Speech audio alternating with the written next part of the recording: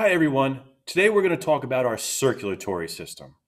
Our circulatory system is a really important system inside the human body because it's how things move around. They circulate through our body. They're transported through our body. Nutrients, oxygen, carbon dioxide, waste, they have to be transported somehow. There has to be a way for them to get from one place to another. And that happens through our circulatory system. Okay? Now, couple main parts of our circulatory system. Number one is our heart. What's our heart do? It pumps the blood. That's what it does. The heart pumps the blood. That's its only job. Pump the blood, pump the blood, pump the blood. Okay. Second part of our circulatory system, blood. And I want to clear up some misconceptions about blood right now. Bones, you ready for this? Here we go. Blood is red. Blood is red. Blood is always red. Blood is not blue. Blood is not green. Blood is red. When blood has oxygen in it, it's a bright red. When blood doesn't have oxygen in it, it's a dark red. But blood is always red. The reason why, I don't know if anybody ever told you blood was blue, they're wrong. You can tell them they're wrong. You can tell them to email me. Blood is always red, okay? Now, in pictures, you see red blood and blue blood because what they're doing is they're saying the red blood has oxygen in it and the blue blood does not. It's just a color. It's a diagram. You can make the blue blood purple, polka dot, green, yellow. It doesn't matter. Blood is always red inside the human body, okay? Ask any doctor. I promise you. Now, some people say, well, how come when I look at my blood or my veins through my hand, it's a different color. It looks green or it looks this. Or I've heard the theories of once you get cut, your blue blood hits the oxygen in the air and it turns red. No, we're not aliens. Blood is red. The reason your veins look different colors in there, okay, is because of something called light refraction. When light goes through your skin, it bends and it changes what color it looks like, but your blood is always red, okay? So please, everybody, your blood is red. So we've got your heart, which pumps the blood, red blood. Heart pumps your blood, red blood, okay? Through your arteries carry blood away from the heart. And the way to remember that is the two A's go together, okay? Arteries carry blood away from your heart, okay, to all the different parts of your body. Now, eventually, the blood has to turn around, and it goes through this little tiny thing called a capillary, okay? A capillary is a little tiny U-turn that connects arteries to something called veins. And only one blood cell can go through at a time in order to squish the blood cell, in order to squish out all the oxygen and nutrients, and then suck up all the garbage that it needs to get rid of, okay? Now, when it goes back into, the blood goes through the artery, through a capillary, makes a U-turn, and goes back towards your heart through veins. And the word vein is spelled V-E-I-N.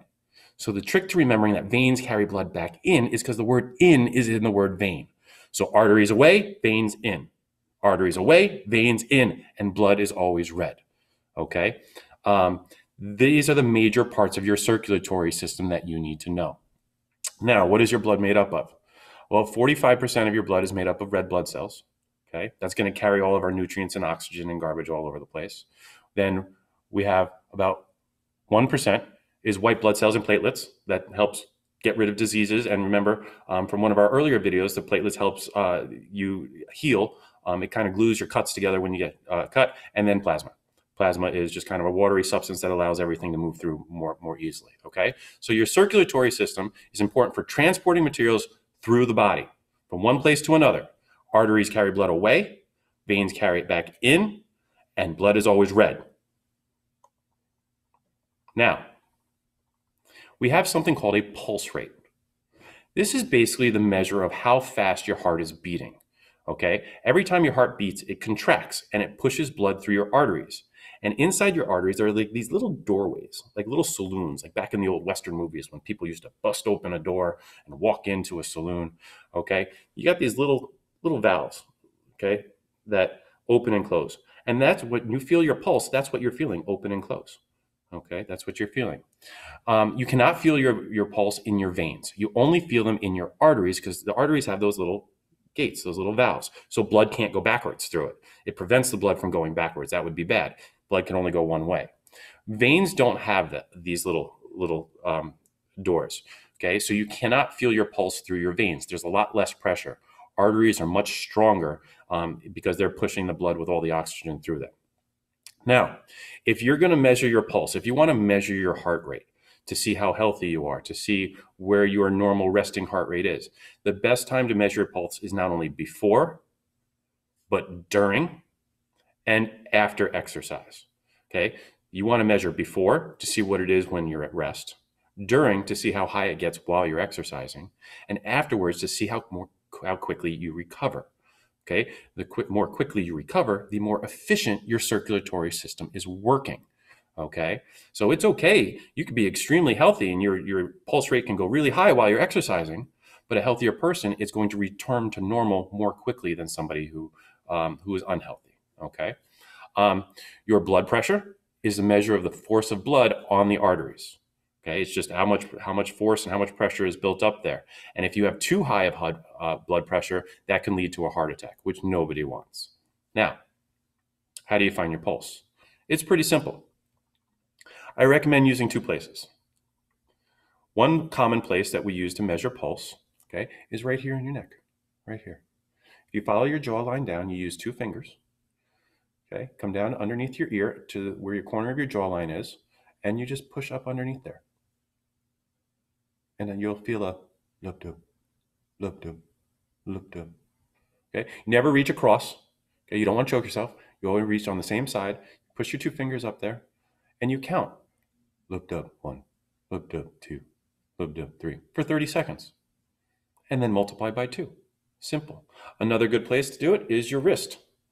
Okay, now you don't do it exactly in the middle of your wrist, not in the middle. You do it kind of underneath your thumb a little bit right here.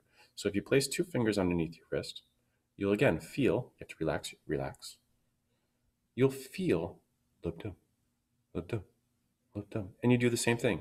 You count for 30 seconds, multiply by 2. If you want to count for 10 seconds, multiply by 6.